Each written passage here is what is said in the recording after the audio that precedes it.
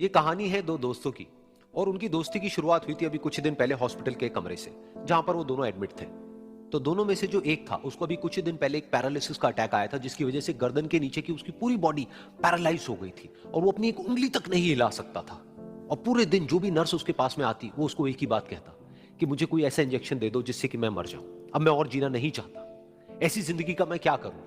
तो उसका जो दोस्त था उस कमरे में, क्योंकि वो चल फिर सकता था, तो रोज सुबह और रोज शाम को उस कमरे में एक खिड़की थी, उसके पास में जाकर के खड़ा हो जाता और अपने दोस्त को बताता कि उस खिड़की के बाहर क्या चल रहा है।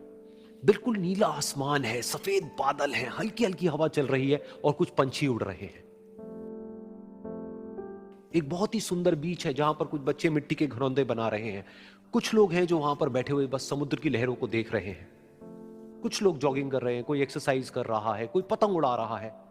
वहां पर एक आइसक्रीम की स्टॉल है जहां पर कुछ लोग आकर के आइसक्रीम खा रहे हैं। और सनसेट के टाइम पे जो पानी है वो पूरा गोल्डन हो जाता है और चमकने लगता है। तो शुरू में तो जब उसने वो सब बताना शुरू किया तो उसके दोस्त के ऊपर ज्यादा असर नहीं हुआ, लेकिन धीरे धीरे उसके अंदर जीने की चाह जागने लगी। अब वो सुबह का इंतजार करने लगा कि जल्दी से सुबह हो और मेरा दोस्त मुझे बताए कि आज यहां पर क्या हो रहा है। कुछ दिन तक ऐसे ही चलता रहा। फिर एक दिन जब वो सुबह उठा तो उसने देखा कि सामने वाला बेड खाली है। फिर उसने नर्स को बुलाया और उससे पूछा कि क्या वो डिस्चार्ज हो गया है। तो नर्स ने कहा कि आपको तो उन्होंने बताया होगा, उनके पास कुछ ही दिन बाकी थे और कल रात को ही उनकी डेथ हो गई है। ये सुन करके उसके अंदर की उम्मीद पूरी तरह से टूट गई, क्योंकि सिर्फ उसका दोस्त ही था जिसने उसको बाहर की दुनिया से जोड़ा हुआ था, जिसकी वजह से वो जान पाता था कि बाहर क्या हो रहा है और ये दुनिया कितनी खूबसूरत है। तो कुछ दिन तक तो वो रोता रहा और उसने जीने की चाह छोड़ दी।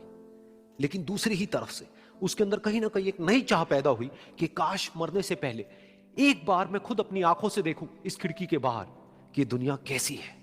जैसे जैसे उसकी ये चाह बढ़ने लगी, उसको अपने अंदर एक अजीब सी एनर्जी महसूस होने लगी। और फिर एक दिन उसने अपनी पूरी ताकत लगा दी और किसी तरीके से वो बेड से नीचे गिरा और पकड़ पकड़ करके किसी तरह से उस खिड़की तक पहुंचा। फिर उस खिड़की को पकड़ करके वो खड़ा हुआ और खिड़की के बाहर देख लिया।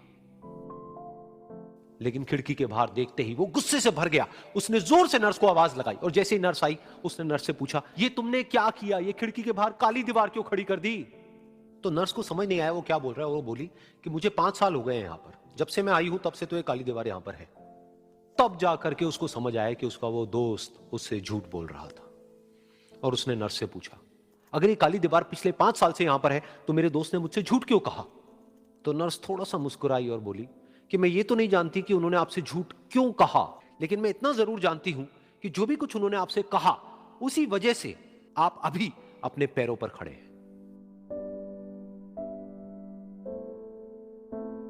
तो इस कहानी से हमको यह सीखने को मिलता है कि जो हमारे शब्द हैं, जो हमारे वर्ड्स हैं, जो हम अपने मुंह से बाहर निकालते हैं, उसमें इतनी पावर है जिसकी कोई हद नहीं है। वो किसी आदमी को गिरा भी सकते हैं और उसको उठा भी सकते हैं।